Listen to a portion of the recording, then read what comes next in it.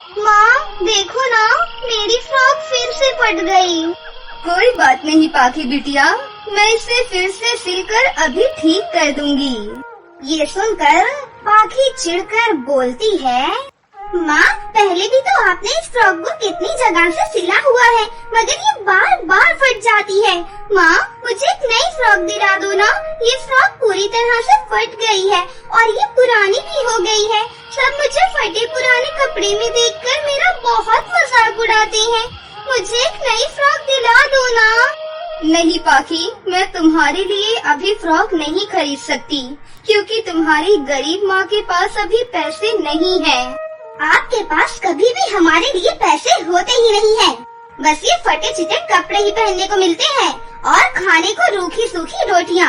अगर आप मुझे और आयुष को अच्छी जिंदगी नहीं दे सकती थी, तो हमें पैदा ही क्यों किया था। बेटे की ऐसी तानों भरी बातें सुनकर अर्चना गरीबी से झिंझिला करके उसे एक जोरदार थप्पड़ मार देती है। पाखी इतनी बड़ी हो गई है तू कि अपनी माँ से सवाल करेगी। अरे अर्चना बहू, क्यों इस बेचारी बच्ची को मार रही हो? अब इसे क्या पता अमीरी गरीबी का डंका। ठंड रख, चल ये ले लड्डू खा। अरे कहाँ हो सीता? अरे सुशीला बहन, आप यहाँ? ये लो मिठाई खाओ। ये ले आकांक्षा, तू भी खा। मगर काकी ये तो बताइए, मिठाई किस खुशी में खिला रही हैं? मेरी बेटी आंचल की शादी सेट हो गई है। बड़े ही अमीर खानदान से हैं उसके ससुराल वाले। ये देखो आंचल की शादी का जोड़ा, लाखों का लहंगा भेजा है और हम सभी के लिए भी महंगे महंगे कपड़े भेजे हैं। मगर अब सबकी किस्मत मेरी आंचल जैसी अच्छी कहाँ। वैसे सीता, आकांक्षा की शादी कहीं लगी कि नहीं? रिश्ते तो देख रहे हैं सुशीला बहन, मगर लड़के वालों की दहेज की मांग के चलते कहीं बात नहीं बन पा रही है। देख सीता, 100 की सीधी बात है, आजकल अच्छे रिश्ते बिना दहेज दिए कहाँ मिलते हैं। और इस टूटी फूटी झोपड़ी में आएगा भी कौन रिश्ता लेकर? और फिर तुम ठहरे गरीब भैया। ये सुनकर सूरज सुशीला को जवाब देता है। ठीक कहा सुशीला काकी आपने, हम गरीब हैं, मगर नमक रोटी खाकर भी अपने घर में ही रहते हैं, किसी से कुछ मांगने नहीं जाते। सूरज, तुम मुझ पर काहे बिगड़ रहा है? ये लो अर्चना बहू, ये मेरी बेटी की शादी का लहंगा सिल देना। बड़ा आया भाषण झाड़ने। अर्चना और उसके ससुराल वालों को लोग गरीबी के चलते ऐसे तानों भरी बातें अक्सर सुनाया करते थे। परिवार में सास ससुर और 2 बच्चे और एक नंद थी। सूरज एक फैक्ट्री में मामूली सी तनख्वाह में काम करता था और अखिल एक सेठ के यहाँ माली था। मगर पति और ससुर की कमाई से खाने का इंतजाम नहीं हो पा रहा था। इसलिए शादी के बाद जब अर्चना बहू बनकर ससुराल आई, तो वो सिलाई करने लग गई, जिससे वो 4 पैसे कमा पाती थी। मगर सारे पैसे घर खर्च में ही चले जाते थे, जिसके चलते अर्चना और उसके गरीब ससुराल वाले फटे पुराने कपड़े में ही गुजारा करते थे। एक दिन अर्चना कपड़े सिल रही होती है कि तभी उसका ससुर अखिल अपने कंधे पर ढेर सारे पेड़ पौधे लेकर घर आता है, जिनमें ढेर सारे रसीले फल भी लगे हुए थे। बहू, इन पेड़ पौधों को आंगन में धूप में रख देना, पत्ते सूख जाएंगे तो चूल्हे में लगाने के काम आएंगे। बाबूजी, इन पौधों में कितने मीठे और रसीले फल लगे हुए हैं और इसके पत्ते भी एकदम हरे भरे हैं, फिर इसे क्यों काट दिया?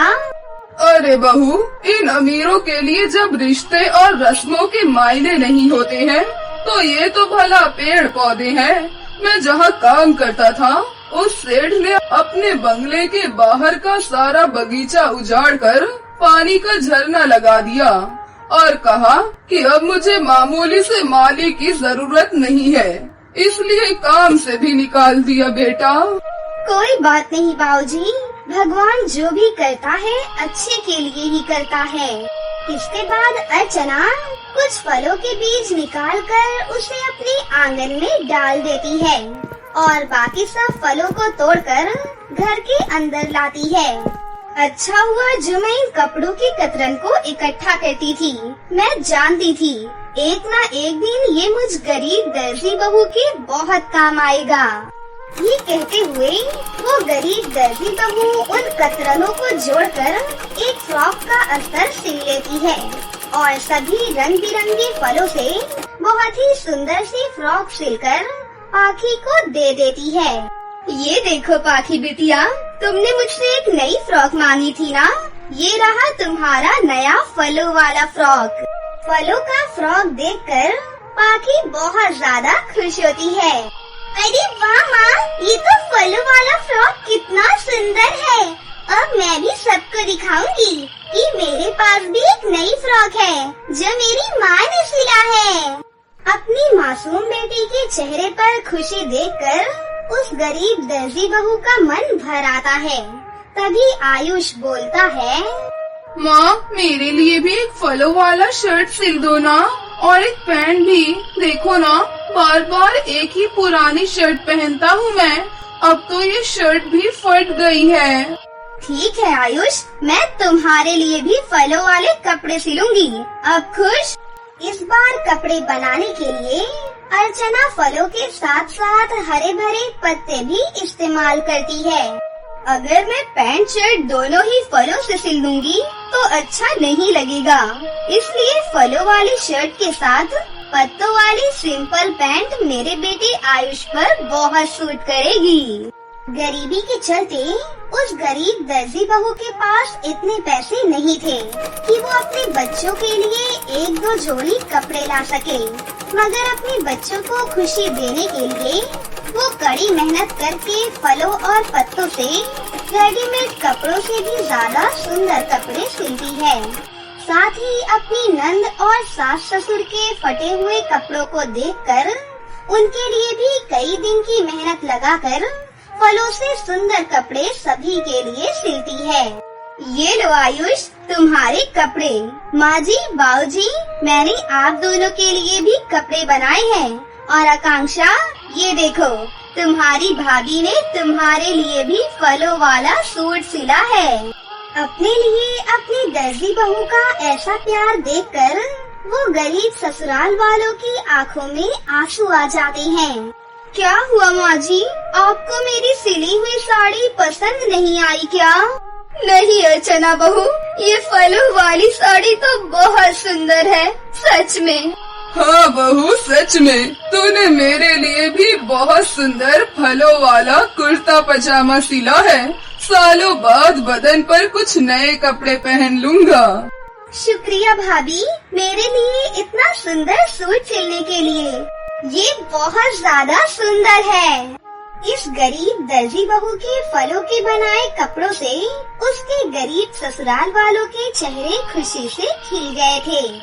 अर्चना गरीबी के चलते अपने ससुराल वालों को थोड़ी खुशी देने के लिए अक्सर फलों के कपड़े बनाती है, जिसे पहनकर जब भी उनमें से कोई घर से बाहर आता है तो लोगों में भी गरीब दर्जी बहू के बनाए फलों के कपड़े पहनने की चाहत बढ़ती है, जिससे लोग अब अर्चना से फलों वाले कपड़े सिलवाने लगते हैं। वहीं एक दिन आकांक्षा को देखने के लिए लड़के वाले आते हैं। उस दिन आकांक्षा अपनी भाभी का सिला हुआ फलों वाला सूट पहनती है, जिससे वो शाम को बहुत पसंद आ जाती है। बहन जी, बड़ा प्यारा फलों वाला सूट पहना है बिटिया ने, किस टेलर से सिलवाया है? अवंतिका जी, ये फलों वाला सूट मेरी बहू अर्चना ने सिला है, उसे दर्जी का काम आता है। फिर तो मेरी शादी की फलों वाली शेरवानी भी आप ही सिलना अर्चना भाभी। हाँ हाँ जरूर शान जी, मतलब कि आपको हमारी आकांक्षा पसंद है? जी भाभी, आपकी नंद है ही इतनी सुंदर कि कोई ना कर ही नहीं सकता। देखते ही देखते आकांक्षा की शादी की तैयारी शुरू हो जाती है। अर्चना खुशी के साथ अपनी नंद को हल्दी और मेहंदी लगाती है मगर तभी वो अपने सास ससुर को परेशान होकर बात करते हुए सुन लेती है। कुछ भी समझ में नहीं आ रहा है सूरज की माँ। बिटिया की शादी में 2 दिन रह गए हैं, अभी तक ना शादी का टेंट सजा है और ना ही मंडप सजा है। पैसे की समस्या तो जैसे सामने मुंह खोले खड़ी है। वही तो जी, इतनी मुश्किल से तो मेरी बच्ची का घर बसने जा रहा है, कहीं ये शादी होते होते रह न जाए। माँ जी, मेरी नंद की शादी नहीं रुकेगी, ये शादी होगी। हम सभी साथ मिलकर टेंट लगा लेंगे और बांस से मंडप बनाएंगे, क्योंकि हरे बांस से बने मंडप से शुभ कुछ भी नहीं। और रही बात शादी के जोड़े की, तो मैं आकांक्षा के लिए फलों का लहंगा बनाऊंगी। अर्चना की बातें उसके सास ससुर की टूटी हुई हिम्मत को जोड़ देती हैं और सभी एक साथ शादी की तैयारी में लग जाते हैं। साथ ही अर्चना अपनी नंद के लिए फलों से बहुत ही सुंदर शादी का लहंगा बनाती है, जिसे पहनकर आकांक्षा अपनी शादी वाले दिन बहुत ही सुंदर लगती है। इसके बाद गरीब सीता और अखिल आकांक्षा का कन्यादान करते हैं और विदाई के समय ससुराल जाते वक्त आकांक्षा आंसू भरी आंखों से अपनी गरीब दर्जी भाभी से कहती है, अर्चना भाभी, ये शादी का जोड़ा हमेशा मेरे लिए खास रहेगा। आज आपकी वजह से मेरी शादी हो सकी है। भगवान आप जैसी बहू और भाभी हर लड़की को दे। जाओ मेरी प्यारी नंद, भगवान करे तुम्हें तुम्हारे ससुराल में जिंदगी की सारी खुशियाँ मिले। इसके साथ सभी आकांक्षा को खुशी खुशी विदा कर देते हैं।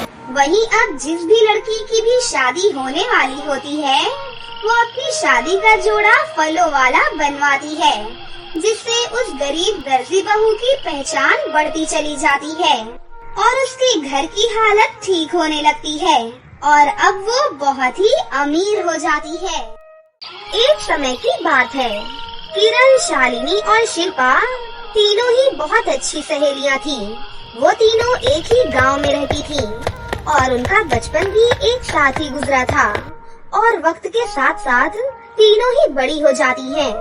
जहाँ किरण बचपन से ही कपड़ों की अच्छी डिजाइन बनाती थी, वहीं शालिनी भी मेहंदी की बहुत अच्छी डिजाइन बना देती थी और उन दोनों को देखकर शिल्पा के सर पर भी फैशन डिजाइनर का शौक चढ़ जाता है। अरे, मैं बनूंगी अच्छी फैशन डिजाइनर और ये दोनों तो गांव की गरीब गंवार लड़कियां हैं। इन लोगों के पास इतना पैसा कहाँ कि आगे की फैशन डिजाइनर का कोर्स कर सकें। शिल्पा के पिता एक बहुत बड़े बिजनेसमैन थे, इसलिए उसके पास बहुत पैसा था और इसी वजह से शिल्पा में बचपन से ही बहुत ही ज्यादा घमंड था। और वहीं किरण और शालिनी बहुत ही गरीब थी, इसलिए वो लोग अपने आगे की पढ़ाई करने के लिए शहर नहीं जा सकती थी। वहीं शिल्पा शहर जाकर एक बड़े से कॉलेज में फैशन डिजाइनर का कोर्स करने लगती है। ऐसे ही एक दिन किरण के भैया ऋषि उससे कहते हैं, मेरी प्यारी बहन किरण, अब तेरी शादी की उम्र हो गई है, इसलिए अब मुझे तेरे लिए लड़का ढूंढना होगा। नहीं नहीं भैया, मुझे अभी शादी वादी नहीं करनी। मुझे तो अभी अपनी जिंदगी में बहुत कुछ करना है। एक अच्छी फैशन डिजाइनर बनना है और शहर जाकर बहुत सारे पैसे भी कमाने हैं। अरे बहन, ये सब अमीरों के चोचले हैं। हम गरीबों को ऐसा सपना देखने का हक नहीं है। तेरी दोस्त शिल्पा बहुत अमीर है, इसलिए वो अपने सपनों को पूरा करने के लिए शहर चली गई है। लेकिन तेरे भैया के पास इतने सारे पैसे नहीं हैं कि वो तुझे शहर भेजें। तो क्या हुआ भैया, अगर इंसान के अंदर टैलेंट हो ना, तो वो कहीं भी रहकर कुछ भी कर सकता है। ऐसे ही शालिनी गांव की एक शादी में औरतों को मेहंदी की डिजाइन लगा रही होती है। तभी एक औरत शालिनी से कहती है, अरे वाह शालिनी, तुम तो बहुत सुंदर मेहंदी की डिजाइन लगाती हो। थैंक यू चाची, आपको पता है मुझे मेहंदी की डिजाइन लगाना बहुत अच्छा लगता है। देखना, एक दिन मैं बहुत बड़ी डिजाइनर बनूंगी और मेरे डिजाइन लाखों में बिकेंगे, लाखों में। अरे शालिनी, पर उन सब चीजों के लिए तो बहुत पैसा चाहिए होता है। और तेरे पास तो पैसे ही नहीं है, तभी तो तू चंद पैसों के लिए शादियों में मेहंदी लगाते हुए फिरती है। इसलिए मेरी मान तो तू भी शादी कर ले। कब तक दूसरों की शादियों में यूँ मेहंदी लगाती फिरेगी? उन औरतों की ये बातें सुनकर शालिनी को बहुत बुरा लगता है और अगले दिन किरण और शालिनी जब एक दूसरे से मिलती हैं, तो वो कहती है, किरण, क्या हम जैसे गरीब लोगों के लिए डिजाइनर बनने का सपना देखना पाप है? क्या सिर्फ शिल्पा जैसे अमीर लोग ही सपना देख सकते हैं, हम नहीं? ऐसे हिम्मत नहीं हारते शालिनी, देखना एक दिन हम भी अपने सपनों की उड़ान जरूर भरेंगे, फिर हमें कोई भी नहीं रोक पाएगा। इतना कहकर दोनों अपने काम को और भी ज्यादा मेहनत से करने लगती हैं। जहाँ किरण पुराने कपड़े काट काट कर नए डिजाइन बनाने लगती है, तो वहीं शालिनी भी मेहंदी के नए नए डिजाइन सीखने लगती है। और उधर शिल्पा भी शहर के कॉलेज में डिजाइनिंग का कोर्स करती है और यहाँ शहर में शिल्पा की नई नई मॉडर्न लड़कियाँ दोस्त बन जाती हैं, जिस वजह से वो किरण और शालिनी को तो पूरी तरह से ही भूल जाती है। ऐसे ही कई साल बीत जाते हैं और शिल्पा का कोर्स पूरा हो जाता है, जिससे वो एक फैशन डिजाइनर बन जाती है और शिल्पा की शहर की एक बड़ी सी कंपनी में जॉब लग जाती है। वहीं किरण के भैया की तबीयत अचानक से बहुत खराब हो जाती है, जहां डॉक्टर उससे कहते हैं, आपके भैया की हालत बहुत ज्यादा खराब है, इसलिए इनके ऑपरेशन के लिए आपको जल्द से जल्द 8 लाख रुपयों का इंतजाम करना होगा, वरना इनकी जान बचाना बड़ा मुश्किल हो जाएगा। 8 लाख रुपए? पर डॉक्टर साहब, हम गरीब लोग इतने पैसे कहाँ से लाएंगे? देखिए, इसमें मैं आपकी कोई मदद नहीं कर सकता, लेकिन आपको आपके भैया की जान बचाने के लिए 8 लाख रुपए तो देने ही पड़ेंगे। ये सुनकर किरण बहुत ज्यादा परेशान हो जाती है। वहीं शिल्पा एक फैशन शो के लिए अपने फ्रेंड का लहंगा डिजाइन करने लगती है, लेकिन शिल्पा के अंदर टैलेंट से ज्यादा पैसों का घमंड था, इसलिए उसका किसी भी काम में इतना मन नहीं लगता था। और उसके उस डिजाइन को देखकर उसके बॉस मनीष मुखर्जी कहते हैं, ये तुमने क्या डिजाइन बनाया है? ऐसे डिजाइन पुराने जमाने में भी नहीं चलते थे। मुझे अपने शो के लिए नए ब्रांडेड और यूनिक डिजाइन चाहिए, इसलिए तुम अपने काम पर फोकस करो और सही से ध्यान दो। ये सुनकर शिल्पा मुश्किल में पड़ जाती है और कहती है, अरे, मैं इस शो के लिए नए नए डिजाइन कहाँ से लेकर आऊँ? मेरे दिमाग में तो इस समय कोई भी आइडिया ही नहीं आ रहा है। ऐसा करती हूँ, कुछ दिनों के लिए गांव चली जाती हूँ, मेरा थोड़ा माइंड भी फ्रेश हो जाएगा, फिर वापस आकर ड्रेस डिजाइन कर लूंगी। इतना बोलकर शिल्पा वापस अपने गांव जाने की सोचती है, लेकिन शिल्पा पहले से भी ज्यादा मॉडर्न हो गई थी। उसने अपने शरीर पर कई जगहों पर टैटू बनवा लिए थे और वो गांव पहुंचते ही छोटे छोटे कपड़े पहनकर पूरे गांव में घूमने लगती है, जहां हर कोई उसको देख रहा होता है। अरे, ये गांव के गंवार लोग तो मुझे ऐसे देख रही हैं जैसे उन्होंने कभी कोई लड़की ही नहीं देखी। अरे, मुझे तो घिन आती है इन लोगों से, छी। शिल्पा के घर आने की खबर सुनकर किरण और शालिनी उससे मिलने जाती हैं। अरे शिल्पा, कैसी है तू? और तूने हमें बताया क्यों नहीं कि तू शहर से वापस आ रही है? हम तुम्हें स्टेशन पर लेने आ जाते ना। तुम लोगों को बताकर भी क्या फायदा? तुम लोग कौन सा मुझे एरोप्लेन से लेने आते? अच्छा, तो छोड़ ये सब बातें और बता, तेरा काम कैसा चल रहा है? सुपर, बहुत अच्छा, क्योंकि मैं शहर की बड़ी सी डिजाइनर कंपनी में काम करती हूँ और महीने का लाखों कमाती हूँ। अरे वाह, फिर तो तेरी लाइफ सेट है यार। अच्छा शिल्पा, मैंने भी एक लहंगे का बहुत ही अच्छा और सुंदर मॉडर्न डिजाइन बनाया है। तुमने? वो भी मॉडर्न डिजाइन? तुम्हें पता भी है मॉडर्न किसे कहते हैं? और शालिनी, तू अभी भी तुम वही घिसी पिटी मेहंदी लगाती होगी ना? हाँ तो? अरे, तुम लोगों को पता भी है कि आजकल मेहंदी के डिजाइन का जमाना नहीं है। बल्कि टैटू का जमाना है, टैटू का। ये देखो, मैंने इतने सारे टैटू बनवा रखे हैं। इस तरह शिल्पा उन दोनों का बहुत मजाक उड़ाती है और उन दोनों को बहुत बुरा लगता है, क्योंकि बचपन की दोस्त जब हम लोगों के बारे में ऐसे सोचती है तो बहुत बुरा लगता है। लेकिन फिर भी किरण अपने द्वारा सिले हुए लहंगे को शिल्पा को दिखा देती है और उससे कहती है, शिल्पा जरा बताओ तो कैसा लग रहा है ये लहंगा? क्या तुम हमारे इस डिजाइन को शहर ले जाकर अपने बॉस को दिखाओगी? क्योंकि मुझे इस समय पैसों की बहुत सख्त जरूरत है। वही लहंगे के डिजाइन को देखकर शिल्पा बहुत हैरान हो जाती है और मन ही मन सोचती है कि अरे ये गांव की गवार किरण इतने अच्छे डिजाइन कैसे बना सकती है, और वो भी एकदम यूनिक डिजाइन।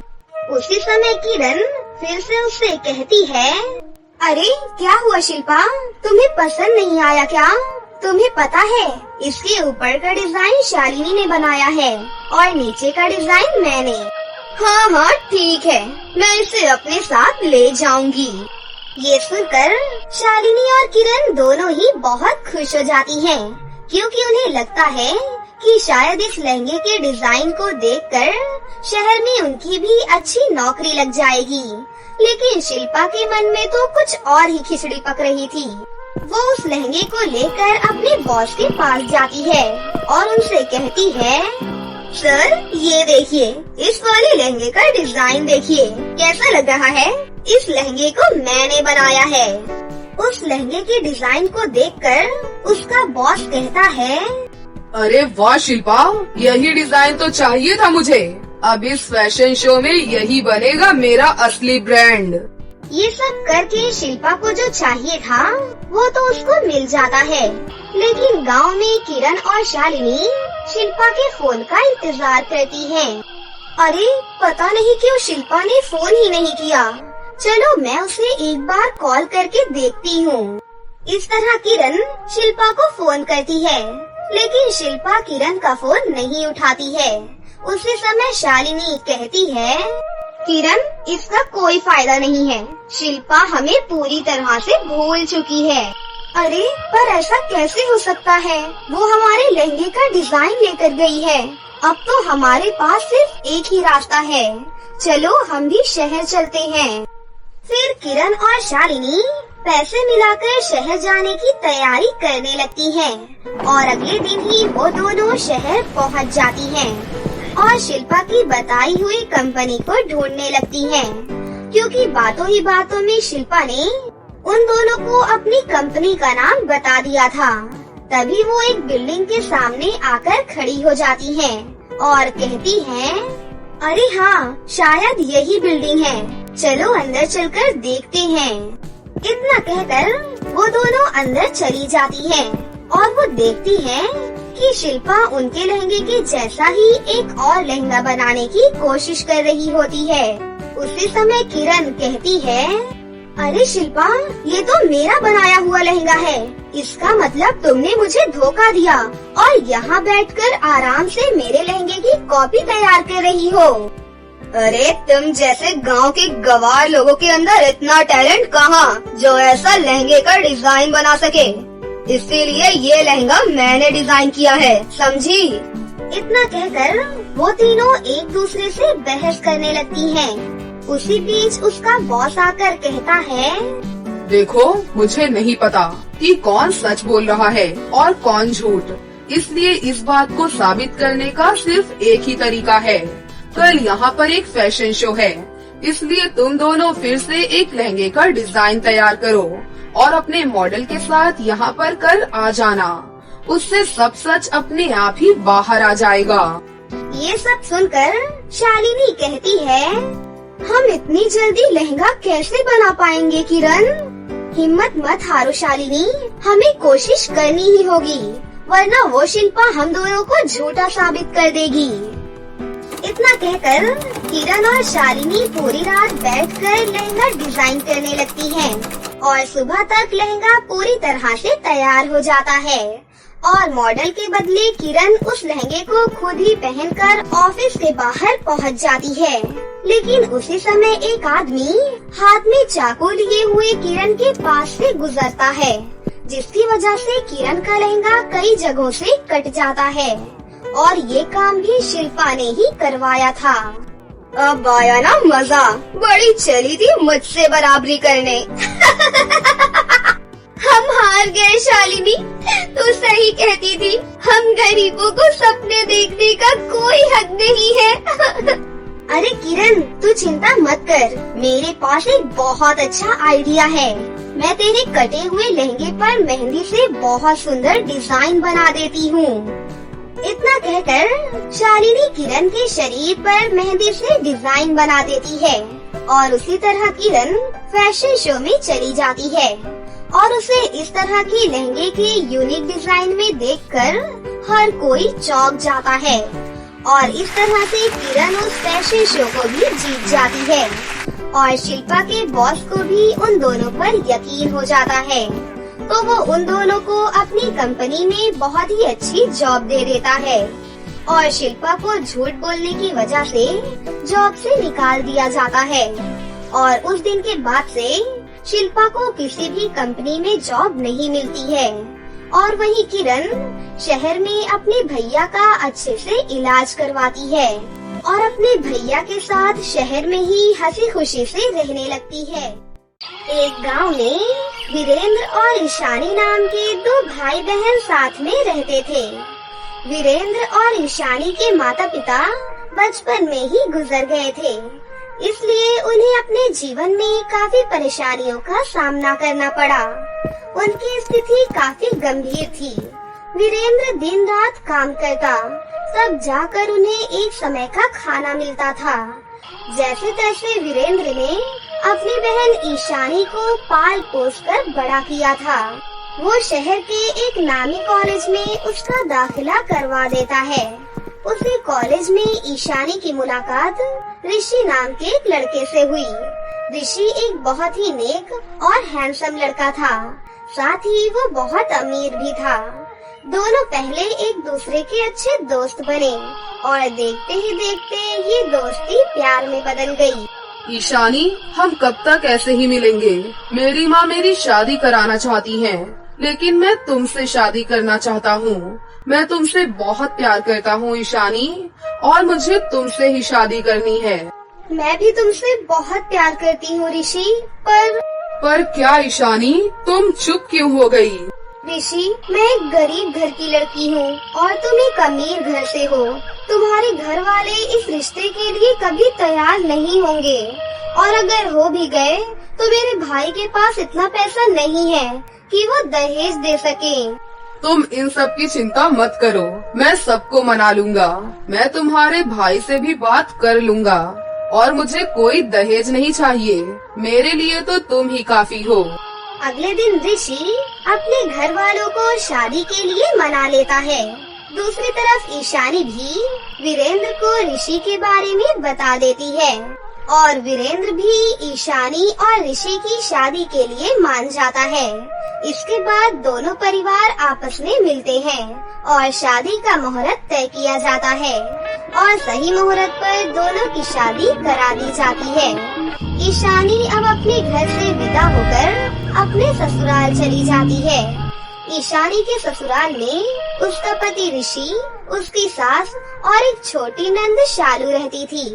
ईशानी के ससुराल में ईशानी के काम से सब लोग काफी खुश रहते थे।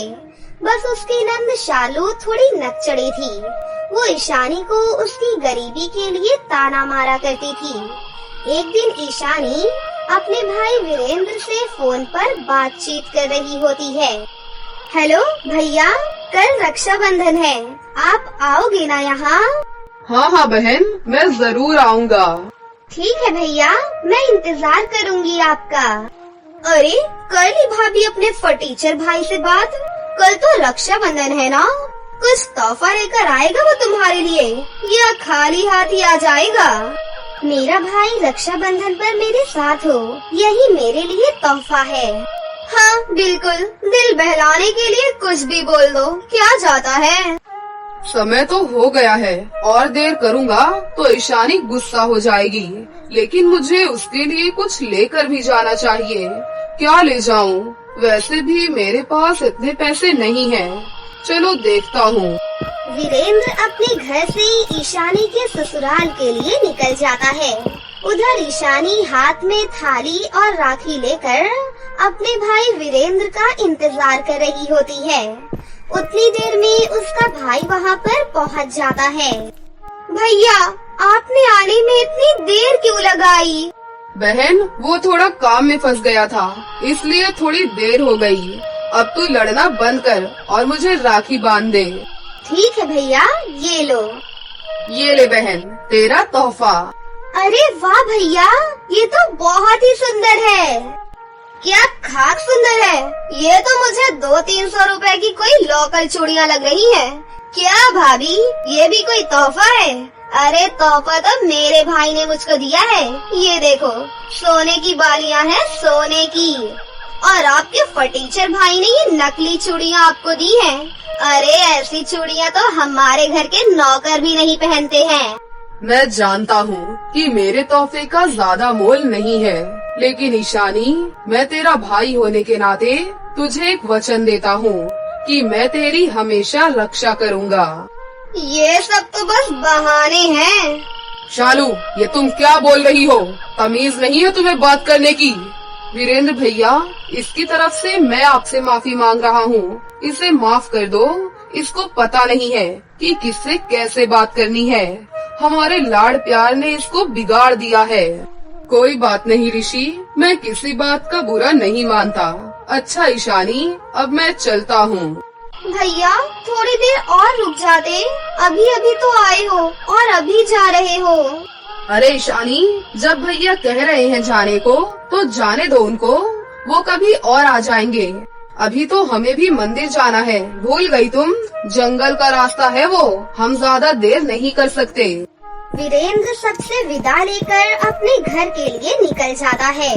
थोड़ी देर के बाद ऋषि, ईशानी और शालू मंदिर के लिए निकलते हैं।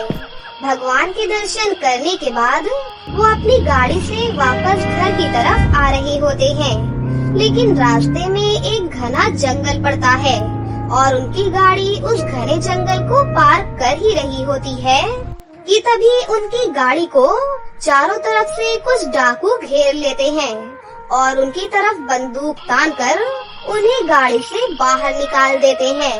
अरे इधर उधर क्या देख रहा है? ये बंदूक है, बंदूक। चल फटाफट उतर। और तू सुन क्या रही है? चल तू अपना मंगलसूत्र उतार।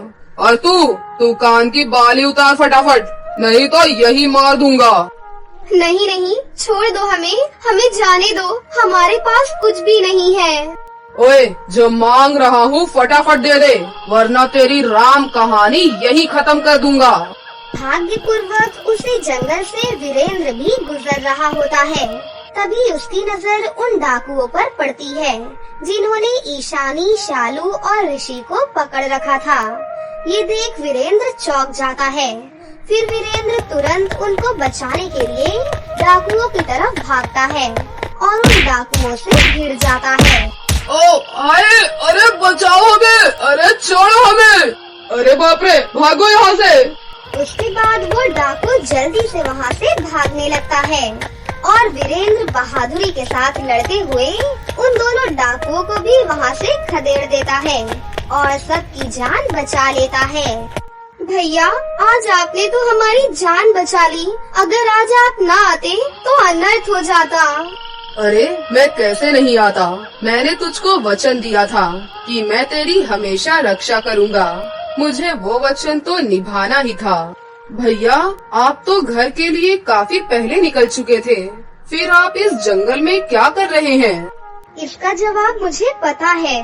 भैया पैदल ही घर जा रहे थे। क्या पैदल? पर क्यों? क्योंकि इनके पास किराए के पैसे नहीं थे। मुझे चूड़ियाँ देने के लिए इन्होंने अपने सारे पैसे खर्च कर दिए थे। शालू, भले ही तुम्हारे भाई ने तुम्हें सोने की बालियाँ दी, लेकिन मेरे भाई ने तो अपनी सारी जमा पूंजी ही मुझे दे दी। अब बताओ किसका तोहफा ज्यादा कीमती है? भाभी मुझसे गलती हो गई, मैं सब कुछ पैसों से तौल रही थी, जबकि रक्षाबंधन का मतलब ये है कि एक भाई अपनी बहन की रक्षा करे। अब आगे से कभी भी मैं पैसों को लेकर आपको नीचा नहीं दिखाऊंगी, मुझे माफ कर दो भाभी। चल थोड़ी देर बाद ही सही, पर तुझे अकल तो आई। फिर वो सभी लोग हंसने लगते हैं। इसके बाद सभी खुशी खुशी अपने घर वापस चले जाते हैं। तो दोस्तों, कैसी लगी आपको हमारी ये कहानी? अगर आपको हमारी कहानी अच्छी लगी हो तो इसे जरूर लाइक करें, साथ ही हमारे चैनल को सब्सक्राइब भी कर लें और बेल आइकन को दबाना ना भूलें। मिलते हैं अगली वीडियो में। धन्यवाद।